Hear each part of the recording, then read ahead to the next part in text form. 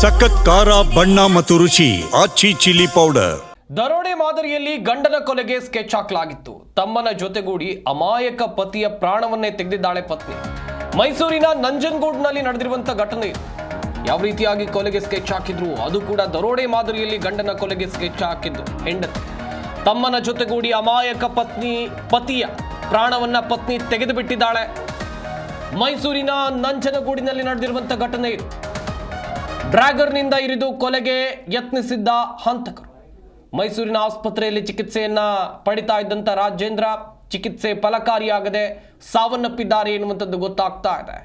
ಕಿಲಾಡಿ ಹೆಂಡತಿ ಸಂಚಿಗೆ ಅಮಾಯಕ ಗಂಡ ಬಲಿಯಾಗ್ಬಿಟ್ಟಿದ್ದಾನೆ. ತಾಳಿ ಕಟ್ಟಿದ ಗಂಡನ ಪ್ರಾಣವನ್ನೇ ತೆಗೆದು ಬಿಟ್ಟಿದ್ದಾಳೆ ಪತ್ನಿ. ಕಳೆದ ಕೆಲ ದಿನಗಳ ಹಿಂದೆ ನಂಜನಗೂಡಿನಲ್ಲಿ ಸಿನಿಮೀಯ ರೀತಿಯಲ್ಲಿ ನಡೆದಿತ್ತು ಈ ಘಟನೆ. ಗಂಡನ ಹತ್ಯೆಗೆ ತಮ್ಮನ ಜೊತೆಗೂಡಿ ಸಂಚನ್ನ ಪತ್ನಿ ಸಂಗೀತ ರೂಪಿಸಿದ್ಲು. ದೊರಡೆ ಮಾದರಿಯಲ್ಲಿ ಕೊಲೆಗೆ ಸ್ಕೆಚ್ ಅನ್ನ ಈ ಲೇಡಿ ಹಾಕಿದ್ದಾಳೆ.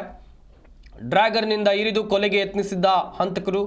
ಗಾಯಗೊಂಡು ಮೈಸೂರಿನ ಖಾಸಗಿ ಆಸ್ಪತ್ರೆಯಲ್ಲಿ ರಾಜೇಂದ್ರ ಎನ್ನುವಂಥ ವ್ಯಕ್ತಿ ಚಿಕಿತ್ಸೆಯನ್ನ ಪಡಿತಾ ಇದ್ರು. ಆದರೆ ರಾಜೇಂದ್ರ ಚಿಕಿತ್ಸೆ ಫಲಕಾರಿಯಾಗದೆ ಇವತ್ತು ಕೊನೆಯುಸಿರೆಳೆದಿದ್ದಾರೆ ಎನ್ನುವಂಥದ್ದು ಗೊತ್ತಾಗ್ತಾ ಇದೆ.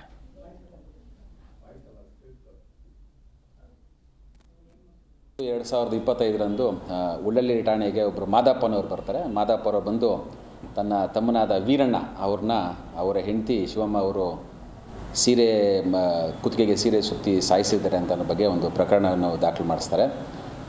ಇದಾದ ನಂತರ ನಾವು ಆರೋಪಿತ ಏನು ಶಿವಮ್ಮ ಅಂತಿದ್ದಾರೆ, ನಾವು ಅವ್ರನ್ನ ವಶಕ್ಕೆ ಪಡ್ಕೊಂಡು ವಿಚಾರಣೆ ಮಾಡಿದಾಗ ಶಿವಮ್ಮ ಹಾಗೂ ಅವ್ರ ಗಂಡ ವೀರಣ್ಣ ಅಂತ ಏನಿದ್ದಾರೆ ಅವರಿಬ್ಬರ ಮಧ್ಯದಲ್ಲಿ ಸುಮಾರು ತಿಂಗಳಿಂದ ಗಲಾಟೆ ಆಗ್ತಾ ಇರ್ತದೆ. ಗಲಾಟೆ ಆಗೋ ವಿಚಾರ ಏನಂದರೆ, ಮೃತ ವೀರಣ್ಣನಿಗೆ ಶಿವಮ್ಮನವರು ಬೇರೆ ಯಾವುದೋ ಅನೈತಿಕ ಸಂಬಂಧ ಇರೋ ಅನ್ನೋದ್ರ ಬಗ್ಗೆ ವಿಚಾರದಲ್ಲಿ ಆಗಿಂದಾಗ ಗಲಾಟೆ ಆಗ್ತಾ ಇರ್ತದೆ.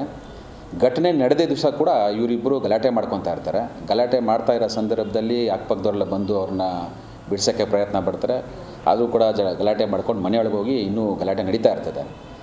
ಸ್ವಲ್ಪ ಸಮಯದ ನಂತರ ಅವ್ರದ್ದು ಗಲಾಟೆ ಕಂಪ್ಲೀಟಾಗಿ ಶಬ್ದ ನಿಂತು ಹೋಗೋದ ಕಾರಣ ಫಿರ್ಯಾದಿ ಮಾದಪ್ಪನಿಗೆ ಸ್ವಲ್ಪ ಡೌಟ್ ಬರುತ್ತೆ. ಡೌಟ್ ಬಂದು ಯಾಕೆ ಈ ರೀತಿ ನಿಶಬ್ದವಾಗಿದೆ ಅಂತ ಅವರು ಮನೆ ಹತ್ರ ಬಂದು ನೋಡೋ ಟೈಮಲ್ಲಿ ಶಿವಮ್ಮನವರು ಸೀರೆಯಲ್ಲಿ ಇವರು ವೀರಣ್ಣ ಅವ್ರಿಗೆ ಕುತ್ತಿಗೆಗೆ ಸುತ್ತಿ ಸಾಯಿಸೋಕ್ಕೆ ಟ್ರೈ ಮಾಡ್ತಾ ಇರ್ತಾರೆ.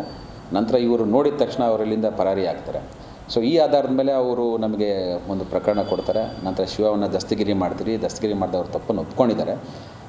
ಇವಾಗ ಅವ್ರನ್ನ ಪೊಲೀಸ್ ಕಸ್ಟಡಿ ತೊಗೊಂಡು ಇನ್ನೂ ವಿಚಾರಣೆ ಹಂತದಲ್ಲಿ ಇದೆ. ವೀರಣ್ಣ ಶಿವಮ್ಮ ಅವರು ಸುಮಾರು 13 ವರ್ಷಗಳಿಂದ ಮದುವೆ ಆಗಿದ್ದರು. ಆದರೆ ಅವರು ಪದೇ ಮಧ್ಯೆ ಗಲಾಟೆ ಮಾಡ್ತಾಯಿದ್ರು. ಸುಮಾರು 3-4 ಬಾರಿ ಅದ್ರ ಬಗ್ಗೆ ಸ್ವಲ್ಪ ಪಂಚಾಯ್ತಿನೂ ಮಾಡಿದ್ವಿ. ಅವ್ರು ಅನ್ಯೋನ್ಯವಾಗಿ ಬಾಳಿ ಅಂತ ನಾವು ಗ್ರಾಮದಲ್ಲಿ ಹೇಳಿದ್ವಿ.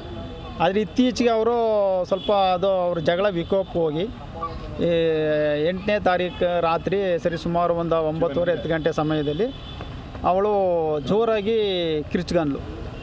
ಕಿರ್ಚ್ಕೊಂಡಂಥ ಸಂದರ್ಭದಲ್ಲಿ ಅಕ್ಕಪಕ್ಕದ ಮನೆಯವರು ಮತ್ತು ನಾವುಗಳೆಲ್ಲ ಹೋಗಿ ನೋಡಿದಂಥ ಇದರಲ್ಲಿ ಅವನು ಅದೇ ವೀರಣ್ಣ ಕೊಲೆ ಆದಂಥ ವ್ಯಕ್ತಿ ತಮ್ಮ ಮಾದಪ್ಪ ಹೋಗಿ ನೋಡಿ ಅವನು ಸೀರೆ ಸುತ್ತಿ ಸ್ಥಿತಿಯಲ್ಲಿ ನೋಡಿದಂಥ ಸಂದರ್ಭದಲ್ಲಿ ಆಗ ಅವನನ್ನು ಮಲಗಿಸಿ ನೋಡಿದಾಗ ಅಷ್ಟಕ್ಕೆ ಅವನು ಸತ್ತೋಗ್ಬಿಟ್ಟಿದ್ದಾಗ ಆಗ ಎಲ್ಲ ಗ್ರಾಮದವರೆಲ್ಲ ಸೇರ್ಕೊಂಡು ನೋಡಿದಾಗ ಇವಳು ಕಿರ್ಚ್ಕೊಂಡು ಓಡ್ತಾಯಿದ್ಲು. ಆಗ ಅವಳನ್ನ ಏನೂ ಮಾಡಬೇಡಿ, ಅವಳನ್ನ ನಾವು ಹಿಡ್ಕೊಂಡು ಕೂರಿಸಿ ಅವಳಿಗೆ ರಕ್ಷಣೆ ಕೊಟ್ಟು ನೋಡೋ ಈ ಸಾವಿಗೆ ಯಾವುದಾದ್ರು ನ್ಯಾಯ ದೊರಕಬೇಕು ಅಂದ್ಬಿಟ್ಟು ಹೇಳಿ ನಾವು ಪೊಲೀಸ್ನವ್ರಿಗೆ ಇನ್ಫಾರ್ಮ್ ಮಾಡಿದ್ವು. ಸರ್, ವೀರಣ್ಣ ಅಣ್ಣವರು ಒಂದು ಕೊಲೆ ಆಗ್ಬಿಟ್ಟಿದೆ ಸರ್ ನಮ್ಮೂರಲ್ಲಿ. ಅದ್ರ ವಿಷಯವಾಗಿ ನಾವು ಸುಮಾರು 13 ವರ್ಷದಲ್ಲಿ ಶಿವಮ್ಮ ಅಣ್ಣವಳ ಕಡೆನೂರು ಶಿವಮ್ಮ ಅಣ್ಣವಳನ್ನ ಮದುವೆ ವಿವಾಹ ಮಾಡಿದ್ದು. ವಿವಾಹ ಮಾಡಿರ್ಬೇಕಾದ್ರೆ ಅವರ ಅನೂನ್ಯವಾಗಿ ವೀರಣ್ಣ ಕಟ್ಕೊಂಡು 13 ವರ್ಷ ಆಯಿತು ಮದುವಾಗಿ. ಅದರಲ್ಲಿ ಈಗ 13 ವರ್ಷದಿಂದ ಒಂದು 5-6 ವರ್ಷ ಅನೂನ್ಯವಾಗಿ ಬಾಳ್ತಾಯಿದ್ರು, ಚೆನ್ನಾಗಿದ್ದರು.